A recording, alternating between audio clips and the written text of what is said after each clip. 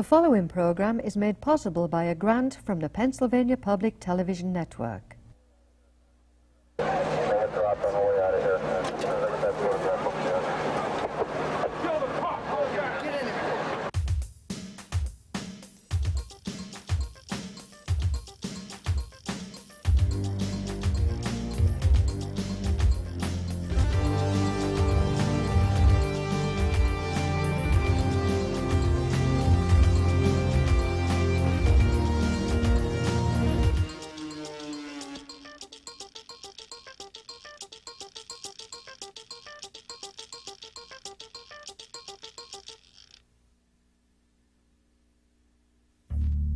Justice is not simply a matter of catching criminals and putting them away.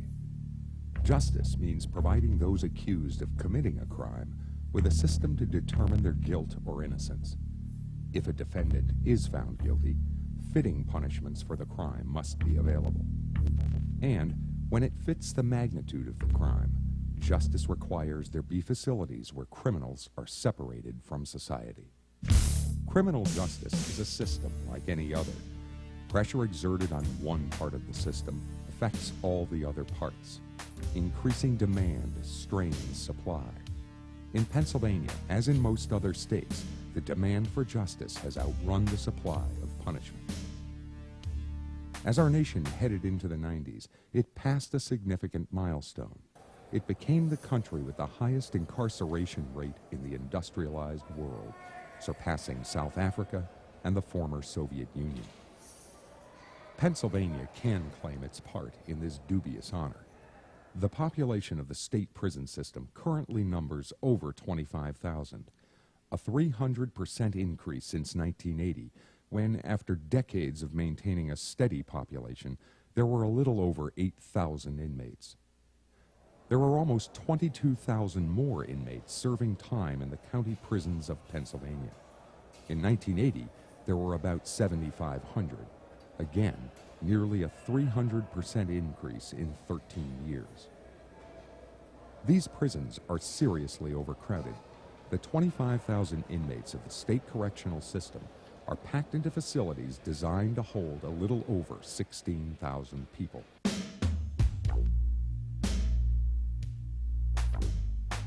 Graterford State Correctional Institution near Philadelphia is the largest prison in the Pennsylvania correctional system and one of the largest in the country.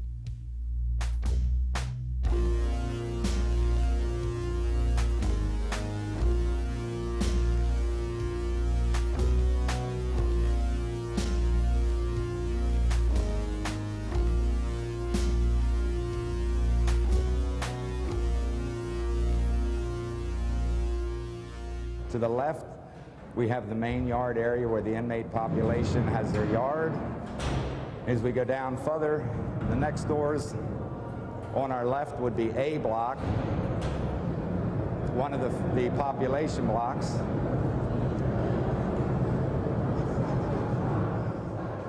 You can look down the block there and see the population block. They are 2 football fields long with a bridge across the middle at the 100-yard mark. Graterford is designed to hold about 2,600 inmates, but it currently holds about 4,000. The overcrowding affects every aspect of life in the prison. When I started here in 1985, we had approximately 2,000 inmates.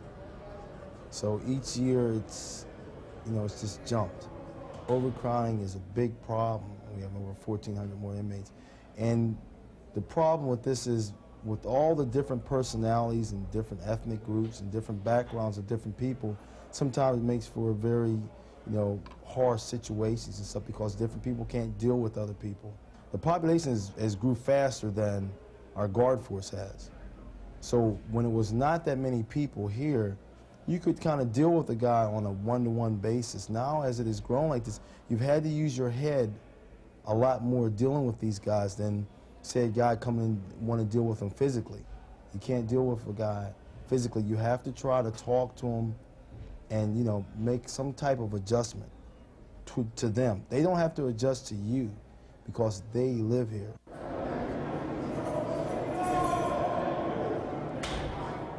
The Overpopulation makes it a lot rougher to control situations. You have a lot more people to deal with, a lot more personalities. Back then it was a lot easier because there was a lot less people. When an incident would happen, you didn't have the large crowds to deal with. When the blocks are out for block out, the block's entirely covered with inmates, and the atmosphere would be tenser because there's a lot more people in a small crowded area. Just by the sheer numbers of the amount of people who were cramped in such a small space, the incidence of violence increased basically because you had a large number of people.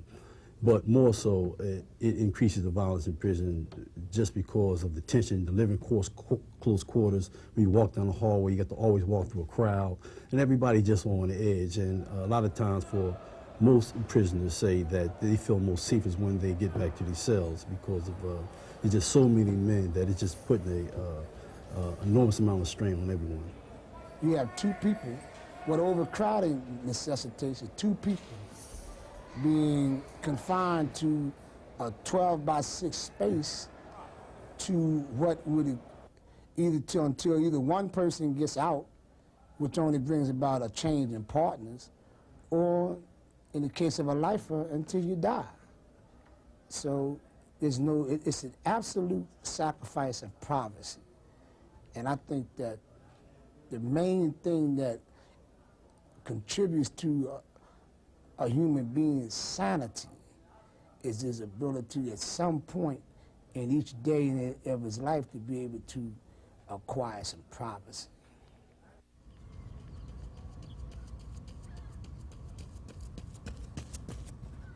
Because of the overcrowding now, the institution was forced to have a policy of no longer allowing our families in for religious meals and for religious services. Twice a year, the administration would allow our families, I'm Jewish, would allow our families to come in for the Rosh Hashanah Yom Kippur holiday and for Passover. But because of the overcrowding, it couldn't accommodate all the groups. So this year, for the first time, I will not be able to celebrate Passover with my family. The same problems plague the county prisons around the state. Allegheny County Jail in Pittsburgh houses over 1,200 inmates in 3 facilities that are packed to the limit. We have gym, recreation in the gym area, and we have recreation in the yard. But if the institution is overcrowded, then they'll put overflow in the gym. That would cut down on we won't be able to go to recreation in the gym. We'll only have yard to go to recreation in. It brings about a lot of tension amongst the inmates in the jail. You know, there's not as much movement, and it's not very much to do. If it's raining in the yard and you have people living in the gym, then you're just stuck on your range, and this is for 24 hours, you know. Getting into the summer months with the temperatures rising, it kind of puts a little bit more stress on the inmates and on the officers because it gets extremely hot in here. And with the overcrowding and the people, their tempers are flaring, it's sort of hard. It's hard to deal with it. It's unsafe for the inmates. It's also unsafe for the officers. It is something that really is a bad situation in any institution. This is my 5th county jail just because of the transit and the amount of time I've done just for dirty urines. And as far as county jails go, they have to be multi-level security because they have to be able to house a murderer as well as a person for a dirty urine. Okay, so that creates some tension because, you know, you have all people of different minimum security, and I feel like maybe I shouldn't be housed with a murderer or something. The effects of overcrowding have many facets. As you walk through the institution, you sense a density of people, if you will. The more people around you. You have more meals to prepare. Your schedules are different. The recreation schedules have to be adjusted. And certainly you need more manpower. Manpower equals overcrowding and vice versa.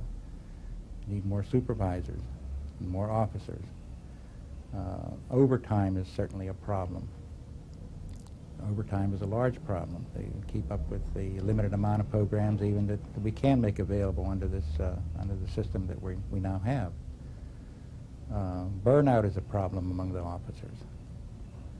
And certainly incidents, the propensity at least for incidents to happen when you have this density of people.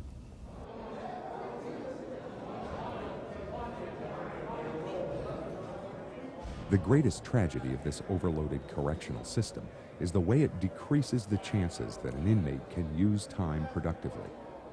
There are not enough prison jobs to go around, and waiting lists for educational and training programs are long. There are over 4,700 inmates on such waiting lists in the state correctional system. You have over 2,000 people here with nothing to do. There's no programs available to them, that is educational programs, psychological programs, social programs.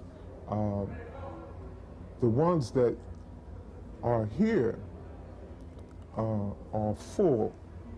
It's filled up. So therefore, you have to sign up. You have a list where you sign, and they put you on the waiting list. And the sad thing about it is that when you go before the parole board and they give you a hit or a setback because you had not participated in an educational program or any program for that matter, when it's not your fault. It's like a revolving door, the same thing or the way they're being treated in the society at large. Now they found themselves being treated the same way in the institution. Is that people are neglecting them and don't want to invest in them or spend any time with them, and then they want to say that they are afraid of them. The capacity here at Camp Hill is 1,830 inmates, and as of this morning we had 3,084 inmates at the institution. Puts us at about 168% of capacity. Our yearly budget is just over $50 million, and to give the average individual some idea of what that means and what having 3,000 inmates means at the institution, we serve between 11,000 and 12,000 meals in a given day. I think the major effect of overcrowding in the institution is the inmate idleness, the fact that they can't get involved in jobs or programs, or there's very limited jobs or programs for them to be involved in. I think that's the major effect.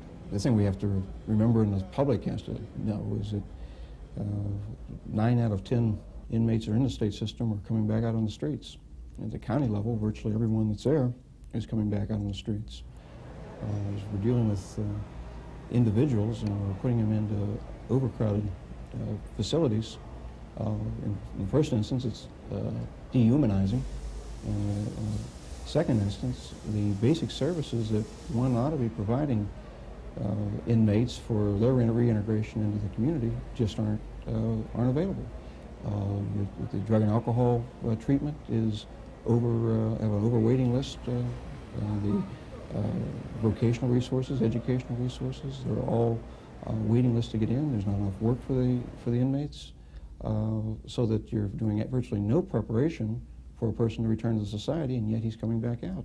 They're put in an environment where there's where you're taught no responsibility. In fact, all responsibilities are taken away from you, and then they after 10, 20, 30 years or whatever, you know, they turn the gate opens up the other way. You go out, and how has incarceration served that individual? You know, I mean, what are you letting back into society? It is interesting that philosophically incarceration is to be a punishment. We put a person in an institution as punishment. We pay for their room. We pay for their board. It is, in a sense, a correctional welfare system. Concerns about welfare, people should work for what they get. I feel very strongly the same way about incarceration. I think it's an easy sentence. The person doesn't necessarily have to work. In fact, we don't have enough jobs in prisons in most cases to keep them busy because we're so overcrowded. Sympathy for those in prison is in short supply. Many people simply dismiss the problem of overcrowding with the street adage, if you can't do the time, don't do the crime. But overcrowding in correctional institutions is not a way to deter crime, nor is it just the problem of those who go to prison. under the door right here. They sliding up under the door. You know, they're coming back in the street anyway, so they might get victimized again. Because these guys are coming in here, not learning anything, going back a little angrier than they were when they came in, still with nothing on the top of their head, and they might get victimized. They might victimize again. If you treat people badly, if we treat the people badly that we lock up, if we leave them locked up and we don't do anything with them, we're going to go beyond deterrence and we're going to create hostility in those individuals. Most of the people who we confine today in Pennsylvania are going to be released back out into the community again. And I don't think that we want to release a bunch of hostile people back out in the community. I think we want to try to release people that are at least trying to go in the right direction. Well, there's 7 counties in the state that are under court order to deal with their overcrowding conditions. We've also had the state system under consent decree.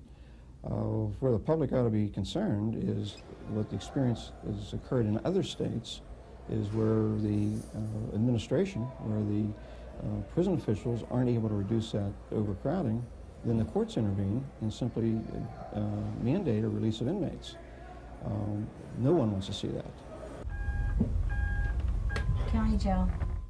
Allegheny County Jail is one of the 7 county prison systems under court order to maintain its population of inmates at capacity.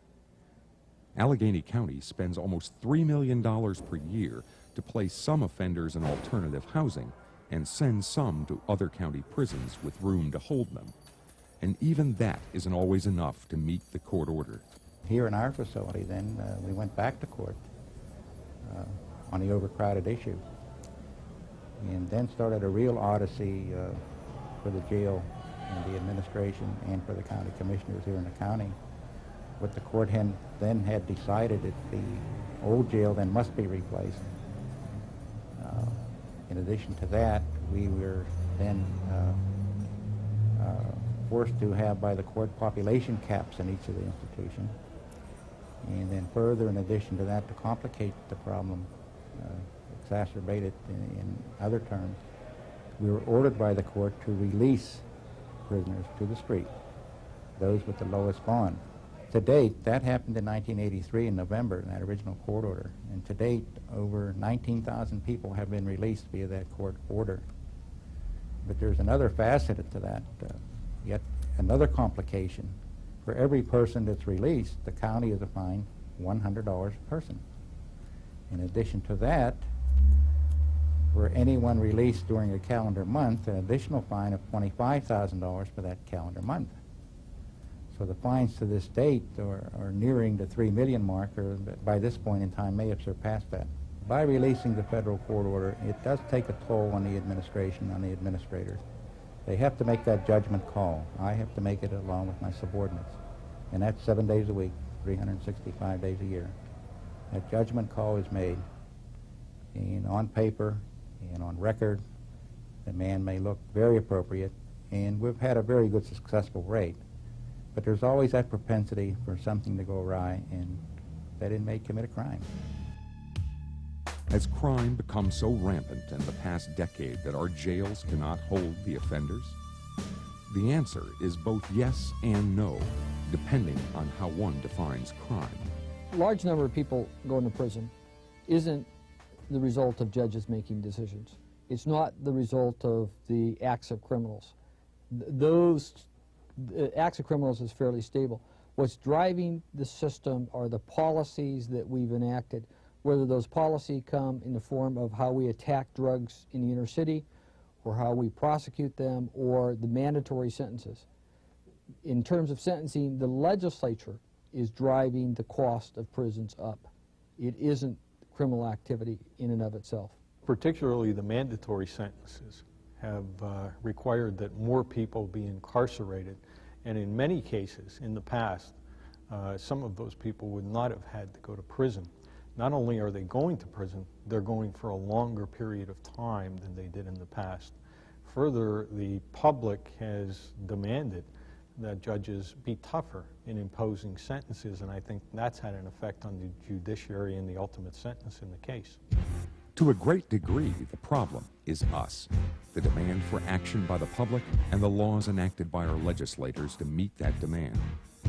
People incarcerated for drug offenses have increased 911% in the state correctional system in the past decade.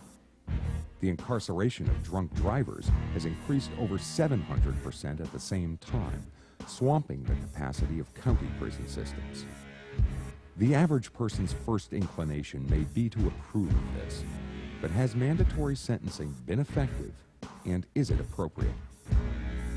Mandatory sentences are both ineffective and unfair. There's no question about that issue, and that is clear from research and others around the country. They're ineffective because, as we look at it, they're not applied equitably by prosecutors. They don't apply to circumstances that seem to me to focus on rational offenders, and we have irrationality in the commission of the crimes. They're unfair, and I think this is the really crucial issue from my point of view, in the sense that they oversimplify a very complex phenomenon. Judges face a very difficult task of sentencing a wide range of offenders, all of which may have committed the same crime. They are very, very different. And so when you place a mandatory sentence on those individuals, you treat them as a class of people that are exactly the same. You give them incarceration, the same length of incarceration, and that in a sense, is a blatant disparity issue within the state. An example of how you have to look at who you send to prison and why is that when you send a violent criminal to prison, you're taking the crime off the street. When you send a drug offender to prison, you're not having the same impact, because you take that trafficker, for example, lock them up, and because the drug system operates as a market economy, so long as the demand's there, you're going to replace that drug trafficker with another offender. In some respects, our war on drugs is in fact producing a steady stream of offenders that we arrest and lock up. Then we go back and recruit more drug traffickers because of the demand, and we lock them up. Until we do something about the demand for drug use, we're not going to have the impact. Prisons are not going to win the war for us. We need more drug programs. Okay, I just been released 7 months ago doing 22 months in the county system. Okay, upon my release, there was no jobs. They have a welfare system, which pays 3 months cash assistance and the rest food stamps. You can't pay rent with food stamps. So unless we have a halfway house for drugs-related convicts in here, we're going to come back in the same damn circle and be right back down here. I'm living proof of it right now. Violations of the terms of parole and probation account for another large segment of the prison population, both at state and county levels. In most cases, these violators have not committed another crime. They have broken one of the administrative rules of parole or probation. They're holding a lot of people in here for probation violations, summary offenses, you know, misdemeanor offenses that really can be handled in magistrate's court and right there, you know. So I think that needs to be addressed. You know, the pettiness of the charges that a lot of the inmates are in here for. You got maybe more than half of the inmates in here are in here on probation violations. Because of a lack of resources, an attempt to use parole releases to ease overcrowding in the state correctional system after the Camp Hill riot in 1989 had the opposite effect of intensifying the problem. During the first 18 months of a period after the riots, that would be from 1991, when we first started keeping track of the figures, through the first 6 months of 1992, we were able to see through our administrative and policy efforts approximately a 30% reduction in the number of violators being returned to prison. However, as we became oversaturated by the increasing numbers of people that we were diverting and keeping from prison, our agents began to be affected by the law of diminishing returns. They were simply overwhelmed, and there was only so much service, surveillance, and aid that they could do in terms of maintaining their mandate of custody and control, so that by the end of 1992, we begin to see an upswing in the number of individuals who are beginning to be returned to prison for violation. In reality, since 1989, our caseloads have gone up by approximately 40%. The sad reality, though, is that our manpower, our resources have only gone up approximately 9%. I'm talking here the professional agent staff. What that means is that at present, our agents are working somewhere around 160% over capacity, 60% over the capacity of what they are able to do. With all these forces pressing on the correctional system, the state and its counties have embarked on an ambitious and costly plan to create more prison space. With the construction of 7 new prisons, along with the expansion of existing facilities, the state correctional system will have 10,000 new cells by 1995. Each of the 7 new prisons will cost over $200 million for construction and debt repayment. Each will cost $30 million per year to operate. But by the time those facilities are completed, they will already be overcrowded. To be here in terms of this opportunity to dedicate this beautiful facility, this opportunity to recognize the many people and the many efforts. If the current trends continue to the year 2000, we will be 8,200 inmates over capacity. We will be as crowded then as we are today after having built 10,000 cells. If you conclude that we're spending a lot of money on prisons, if the data supports the conclusion, as I believe, that prisons aren't influencing the crime rate, then you have to ask is, are we getting a good return on our investment in prisons? I think that's a valid question in state level and the city and county level, because we can't print money. You just can't continue to fund an ever-growing prison system. The state is also helping counties to fund renovations of existing county prisons and to construct new ones. In Allegheny County, a new prison is rising from the ground at a cost of $140 million. But only $51 million of that is covered by a state grant. The cost of this construction has given Pennsylvania's counties reason for concern. Traditionally, all of the cost of the county prisons has been borne by the counties themselves, largely out of the property tax.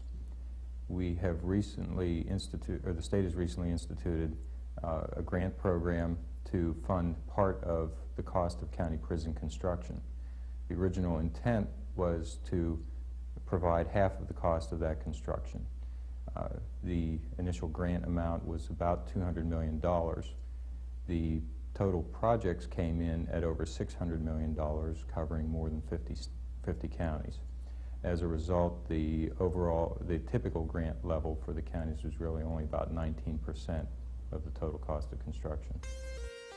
The 1993 budget for the Pennsylvania Department of Corrections is $624 million, compared to less than $100 million in 1980. It has become the fastest growing item in Pennsylvania's budget, a rate of growth much faster than education, health, welfare, or transportation. It costs the state $23,000 per year for each inmate it houses. All this spending seems to have had little effect on crime. Are we asking prisons to do something they are not designed to do? We, in fact, know that prisons don't consistently rehabilitate people. We also know that based on an inmate's experience in prison, based on its conduct or the inmate's participation in the program, we can't predict how an inmate's going to behave once they're released. The question then isn't, do prisons rehabilitate? The question is, should we have our policies that define who goes to prison and for how long, based on an assumption that it does something that it doesn't?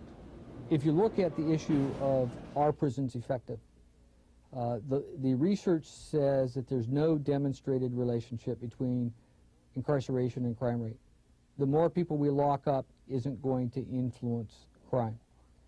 If you accept that as a conclusion of research, then you ask yourself, what is the value of prisons? For my mind, prisons are needed and valuable to incapacitate and punish the violent, persistent, and dangerous offender. What we have to do is recognize that the offenders represent a range of behavior and risk, both in terms of the harm they commit and their risk.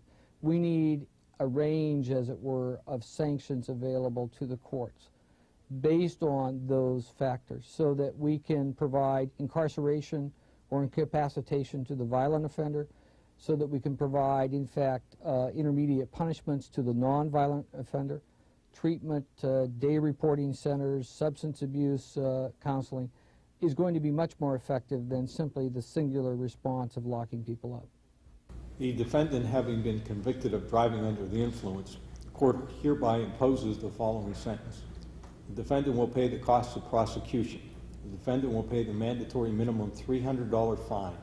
There is a $10 Emergency Medical Service Act fine and a $100 forfeiture for second offense DUI. The defendant will be ordered incarcerated, a minimum period of which shall be 1 month, a maximum of which will be 12 months. That will be followed by 12 months on probation. In lieu of incarceration in this case, the defendant will be ordered under house arrest through the electronic monitoring program. Hello? Marika, this is Paul Markowitz with probation. How are you? Good. I need you to step in front of your Visitel and submit a breath sample to me, please. Okay. Maybe he'll be ready for a relationship sooner than he thinks. Maybe. The important thing is, though, that he's not attached.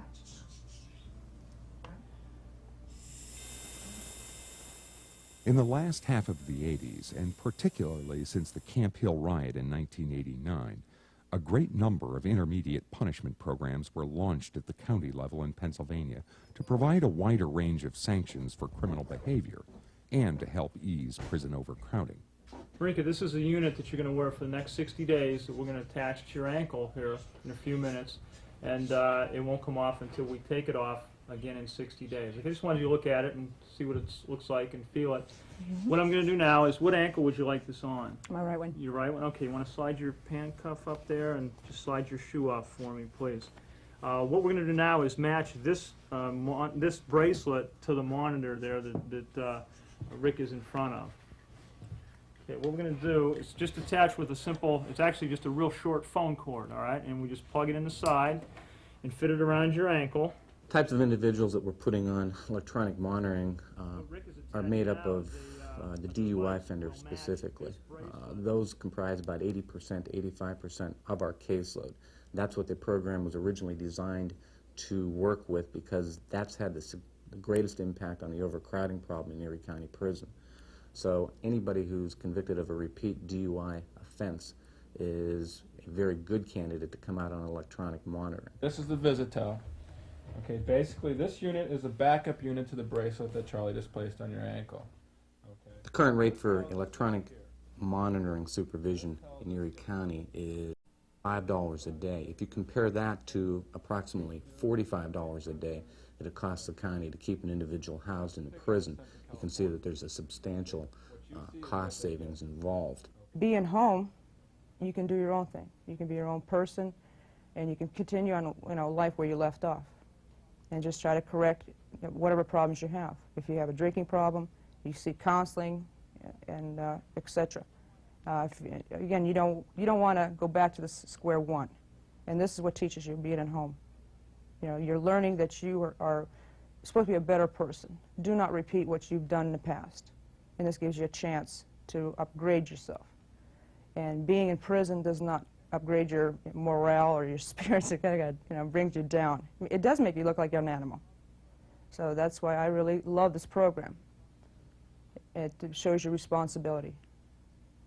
He's on for simple assault. We did talk about curfews because he does DJ work, and that's in the evenings, so he's going to have to talk to you about that. Otherwise, I said the curfew was 10 o'clock on the weekdays and 11 o'clock on the weekend. So you're going to have to... And he'll provide me with where he's going to be working at then. Yeah, okay. I said he's going to have to get with you on that, Yeah, because so if he does check on work, you can probably right. lift the curfew, but... Right, that won't be a problem. The courts screen these individuals very carefully to make sure that there's not a risk involved to the community. In addition to the courts, the probation officer who is assigned to work with electronic monitoring and intensive supervision also does an additional screen to make sure that these individuals are not high risk to the community and that they are capable fulfilling all the requirements placed upon them when they come out of the prison. As I said, this is the intensive parole and probation agreement. At the top it has your name and today's date. Number 1, I will obey my curfew, which is 10 o'clock p.m. on weekdays, Monday, Tuesday, Wednesday, and Thursday. I think many individuals who are given the additional coverage that intensive supervision or electronic monitoring provides are more or less given a jump start in terms of getting back into the community, getting into treatment, and probably finding out for one of the few times in their lives that there is another alternative to just doing what they've been doing throughout their life, which is basically creating problems for themselves.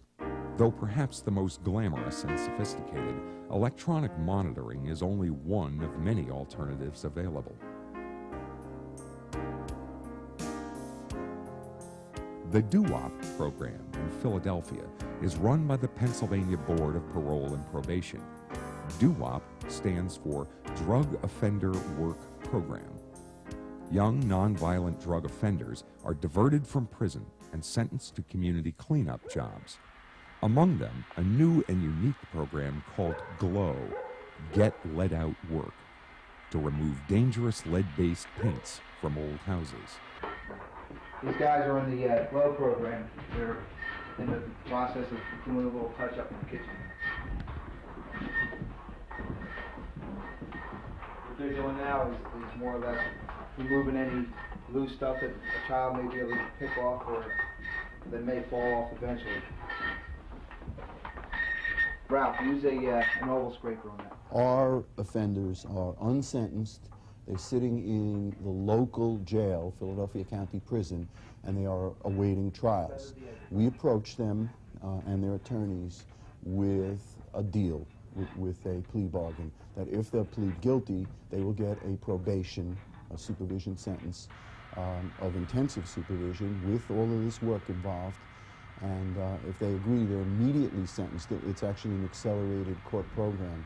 We have been successful in this agency with something called intensive drug supervision, and we've just taken that concept and added it to this program so that between almost daily contact and urinalysis, checking on the curfew, and giving people specific instructions and places to be, we can cut down on the drug usage, we think, and then build while we're doing that on a kind of work history.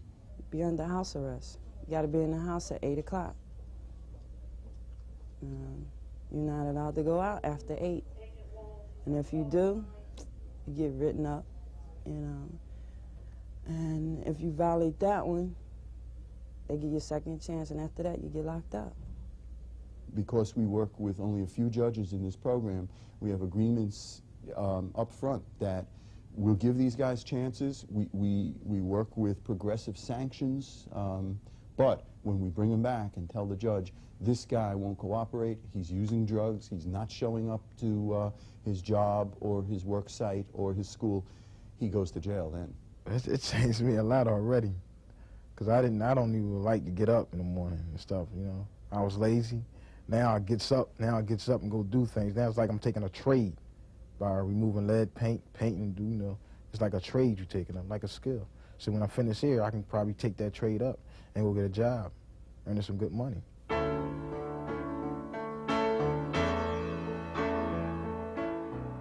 In Allegheny County, a program with similar goals is run by a private nonprofit corporation. Renewal Incorporated contracts with the county to house nonviolent drug and alcohol offenders as an alternative to prison. I had got arrested for possession with intent to deliver. Okay, and it was like my first offense and everything, but they sent me here. I had 11 and a half month sentence. And basically, before I came to the program, I had no job, no education. You know, I had low self-esteem. I mean, it was like I didn't want to do too much. But since I've been in the program, I have obtained my GED. You know, I have had employment, which I had for like 6-7 months. I have registered for college. Okay, so I'm gonna start college next month in June. I'm going to school for pre-law. I want to study to be a lawyer.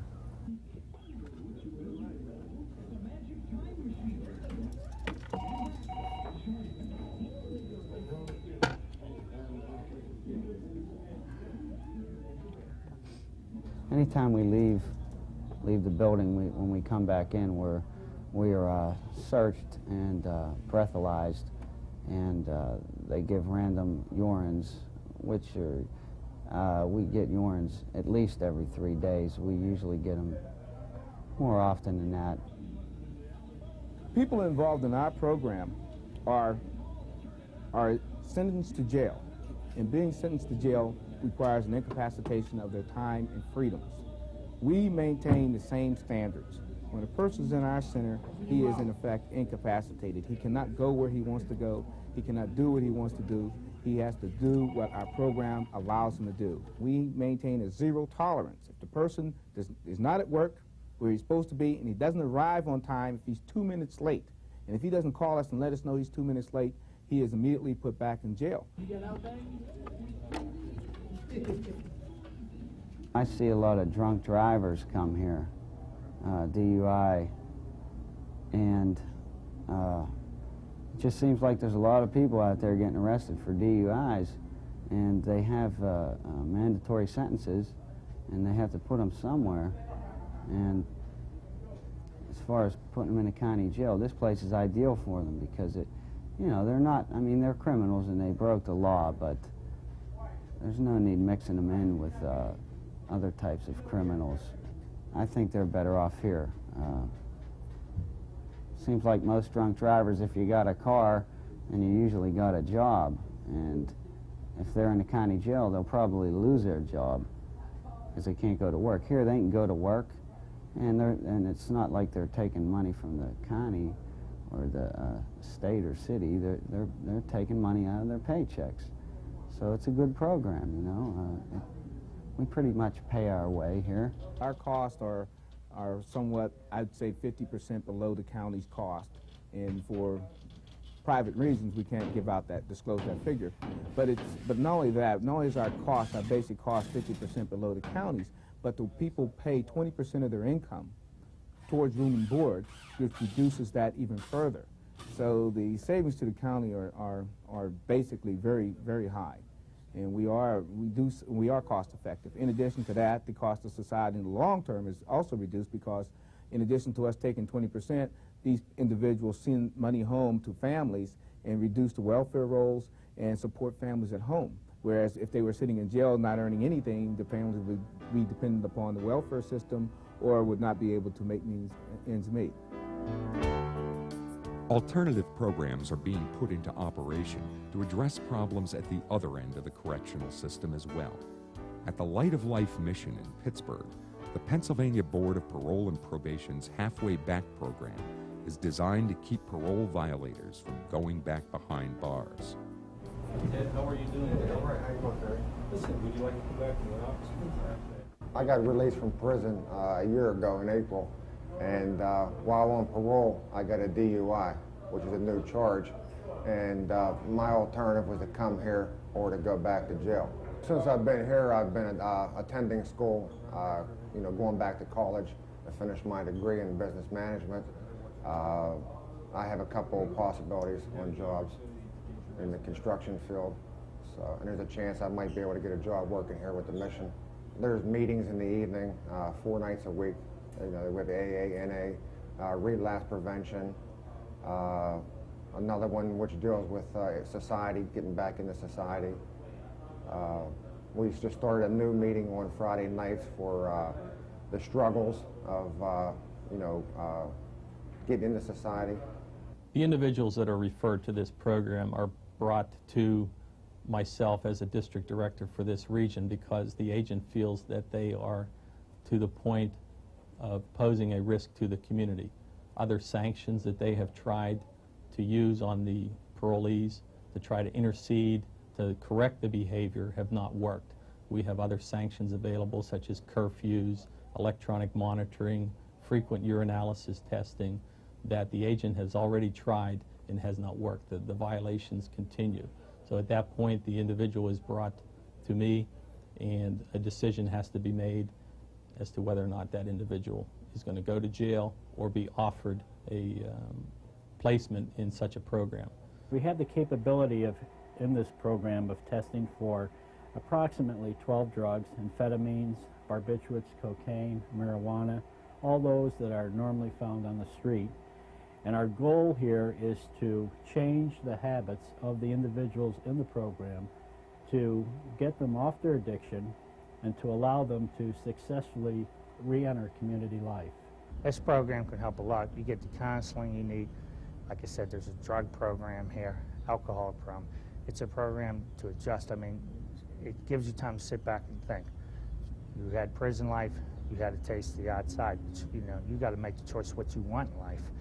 But like I said, it's all here. Counseling here, safety's here. I mean, you can turn around, you can work here, you can do what you want. I mean, they give you your free time. They keep you stipulated enough where you can't go too far over the edge. But it's a chance to regain yourself, to put yourself back into society, you know, become a working citizen and help yourself again. Inside is a different world. Inside the prison is a different world. You run the world you want to in there, but if you don't get the help you need, you come up for parole, you make your parole, you come out and on the street with the attitude, prison attitude. And this is a program. I think they should have programs like this starting out of prison, pre-release program, which helps a lot of guys before they jump right back in on the street, adjust them slowly back into society. In March of 1993 alone, the Halfway Back program here saved the state $136,000 in the costs of housing those inmates in prison. The Halfway Back program may become a model for a community-based approach to help parolees adjust to the outside world and keep them from returning to prison. As I look at the types of innovations that I'd like to see in the future, I envision something very analogous to a day hospital, which we would call a community day center. It would be staffed by several agents of varying specialties, and if we couldn't find the agents who had the specialties, we would contract out for those specialties. I like that concept because especially by placing them in the community, it allows them to interact with the community matrix, which is already established, and through networking with the community programs, schools, churches, businesses that are already there, they can provide the kind of support network which can help our parolees to function well in terms of positive behavior. Current figures indicate that for fiscal 93-94, the cost of incarceration for each individual in the Pennsylvania system would be somewhere around $23,000. Cost of supervision on parole in general caseload is only $1,300. In intensive supervision, it's only $3,000. I'm envisioning that the community treatment centers here, or the day centers here, would come in somewhere in that $3,000 range. So that what we're saying is that we can supervise intensively, manage risk for approximately 1/8 of what it would take to incarcerate these individuals. There is no doubt that intermediate punishment programs can cost the taxpayers far less than holding an inmate in prison. But can they be effective? It's too early to say in Pennsylvania whether or not intermediate punishment has been more effective, less effective than incarceration. But if we look historically around the country, we look at drug treatment programs that are fall into this notion of intermediate punishment, if we look at the application of day fine programs in other parts of the country, in general, there is no circumstance that I can think of in which it has been less effective. It is certainly cost effective. And in many cases, for certain kinds of offenders, we find that they are effective. Before this program was developed, all the individuals that have violated their parole or were arrested for new offenses would be going back to prison. This program gives individuals an opportunity for a second chance at adjustment on parole. Most recent figures for the month of March, we gave 60 individuals an opportunity to take advantage of this program. Our figures indicate that approximately 65% of those individuals will successfully complete the program. So that would compute to about 40 individuals are diverted from prison. We've done a partial recidivism study where we looked at the people that were in our facility during years 1991 and 1992, and we have about a 25% recidivism rate of people there that were going back, that were actually resentenced or had additional crimes after they left our center. As far as the lead paint removal, it just got started in January, and we won't have a way of measuring how successful we are for a while. But the community service program we run now is through 3 years, and we think we're functioning at about a 50% success rate, which may sound low, but when you talk about young, drug-addicted people in the inner city, there's no program that can touch that rate. During the first 9 months of 1992 that we had this program up and running, we again placed approximately 250 people in the program, and we only had 4 that committed technical violations that caused us to have to remove them from that. Those technical violations would be for failed drug screens, if you will, perhaps manipulation of their schedule that was not allowed under the current furlough agreement that we have with the Erie County Prison.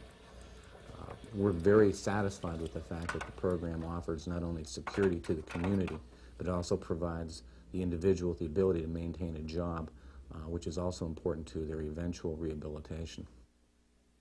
Many of these programs at the county level were funded with federal grants administered by the Pennsylvania Commission on Crime and Delinquency. Those funds will soon dry up, endangering programs that have been a great cost savings for most counties. The problem is the county can only afford to do so much. We started a program where we're seeding programs with federal funds, but ultimately the county has to pick up a cost for about $12 million worth of these federal funds. The state really needs to put into a subsidy into the county intermediate punishment program in order to make this whole scheme work. Sentencing reform has been proposed that is designed to provide more flexibility in the criminal justice system and ease overcrowding in the state prisons. What the Sentencing Commission is considering in terms of changes to the guidelines would in fact be to increase the length of stay for violent offenders while reducing the length of stay for the nonviolent offenders.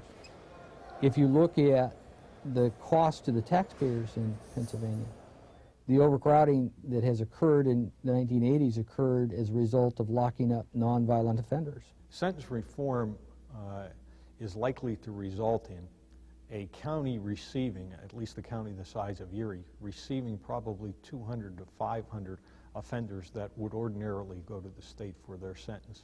That would require us to either incarcerate or to supervise through intermediate punishment programs those additional offenders. What we need is better facilities for the county in terms of either new or expanded prisons, and we need funds from the state to help us to implement our intermediate punishment diversionary programs so we can keep some offenders out of county prison who are being trickled down from the state.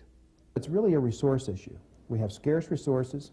Our responsibility in the state is to use that space that's available to protect the citizen from the person who is a threat to their personal safety. And I think that's really our prime focus. Secondarily, then, we'll begin to look at people who are the high risk, high rate, maybe nonviolent offender, but we don't really know what else to do with them but confine them. And then to take out the residue of that and begin to look at alternative ways of handling that situation, county jail systems or intermediate punishment systems.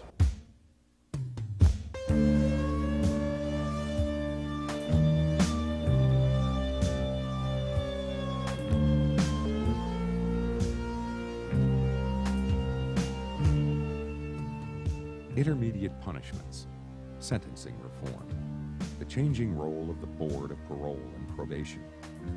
The goal of all these changes has been to restore a balance in the criminal justice system between the public demand for effective punishment for crime and the ability of our society to supply it. In the end, we have to decide whether we can afford to use prisons as human warehouses. Look at the short-term people that are in here for minor property crimes or the like. Do they need $22,000 spent on them, you know, to separate them from society? Who is served? Who's served? No one. The taxpayer. I mean, you can keep throwing money and throwing money and throwing money at corrections, okay? But and there's a certain segment of people that commit crimes that need to be incarcerated. But at the same time, you know, there are people here that could stand the community service, short-term offender could stand doing some community service, could stand doing some restitution, could stand probation or whatever. Okay, you know, there are a lot of gentlemen in here that don't deserve or should not be incarcerated because it serves no one. It's your money. If nothing else, to me, you should look at it with your money. With the limited resources that we have today, it should be incumbent upon anyone who's dealing with the public funds to be conscious of getting the most for your dollar. And overcrowding does not permit that. It's a waste of money.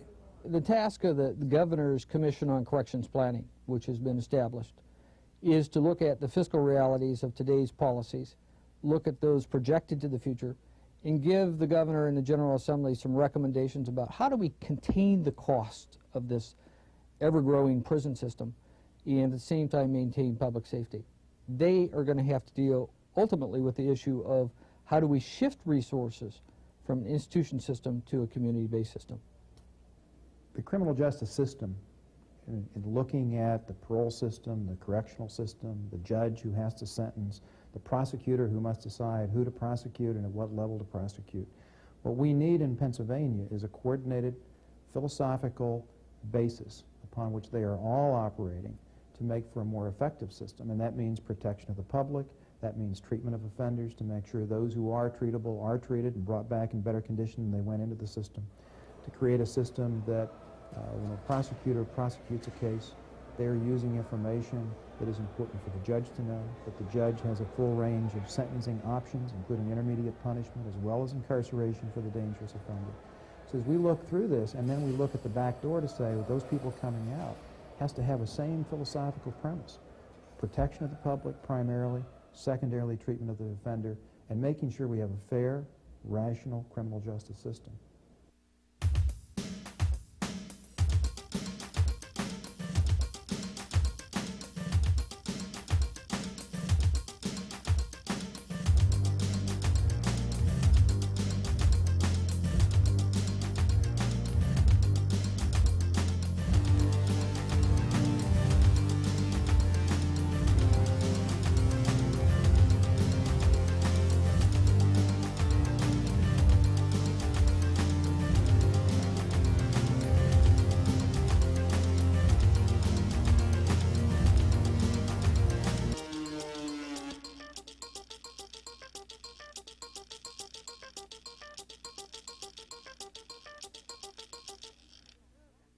The preceding program has been made possible by a grant from the Pennsylvania Public Television Network.